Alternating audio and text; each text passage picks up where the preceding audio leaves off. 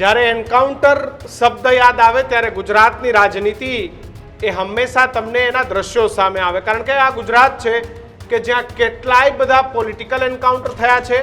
આ ગુજરાત છે કે જ્યાં કેટલા બધા અધિકારીઓએ કોઈના કોઈ કારણોસર એન્કાઉન્ટર કર્યા છે. આ એ ગુજરાત છે કે જ્યાં બોગસ એન્કાઉન્ટરની અંદર ઘણા બધા અધિકારીઓ સાબરમતીની હવા પણ ચાખી આવ્યા છે.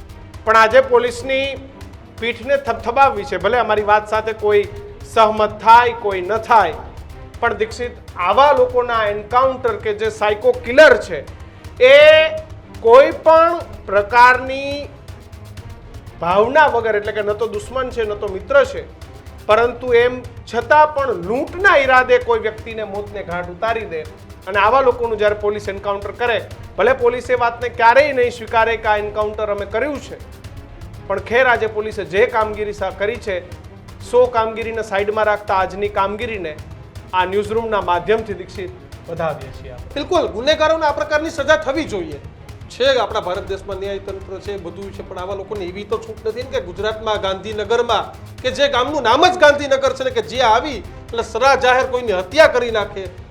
એ અમદાવાદ, આ એ ગાંધીનગર છે, એ ગુજરાત છે કે જે ગાંધીનું ગુજરાત છે, અહિંસાની વાત કરીએ છીએ, અને ત્યાં જો આ પ્રકારની કાર્યવાહી, અને જો પોલીસની વાત માનીએ તો આ સાયકો કિલર એટલો સાયકો હતો કે જેને પોલીસની બંદૂક છીનવવાનો પ્રયત્ન કર્યો, અને ત્યાં તેને આ જ પ્રકારનો લોહિયાળ ખેલ ખેલવો હતો. પરંતુ એ જ સમયે ગુજરાતની બાહોશ પોલીસે આ જ વ્યક્તિનું ત્યાં ત્યાં ઢીમ ઢાળી દીધું, ત્યાં ત્યાં એન્કાઉન્ટર કરી દીધું. આ જ મુદ્દે આપણે ચર્ચા કરી છે, કારણ કે કિશને કહ્યું ને, ઘણા બધા આવા એન્કાઉન્ટર હતા, બોગસથી લઈને પછી ઘણા બધા અધિકારીઓમાં નિર્દોષ પણ. અને આજની આ ઘટનામાં Gandhinagar range IG Virendrasinh Yadav, Gandhinagar police Ravi Teja Vasam Shetty, Adalaj પોલીસની આખી ટીમ, અમદાવાદ ક્રાઇમ બ્રાન્ચની ટીમ અને સમગ્ર ગુજરાત પોલીસને ખૂબ ખૂબ અભિનંદન આપીએ છીએ કે આજે ખરા સમયે લોકોને એક સલામતીની જરૂર હતી, એક સિક્યુરિટીની જરૂર હતી. દાખલો પણ બેસાડ્યો કે તમે કાલ અમદાવાદના રિવરફ્રન્ટ પર ફરતા હોય ને કોઈ તમને લૂંટના ઈરાદે આવીને તમારી કરપીણ હત્યા કરી નાખે, આ તો કેવી રીતે છે?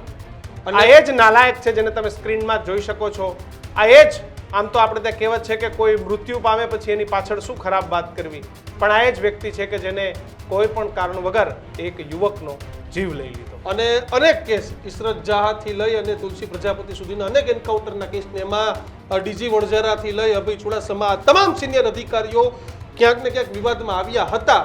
પણ એ આખો પોલિટિકલ ઇસ્યુ હતો, મુદ્દો હતો, પણ તો હાર્ડકોર ક્રિમિનલ હતો, અને જેની હત્યા છે તે એન્કાઉન્ટર છે તે થયું છે.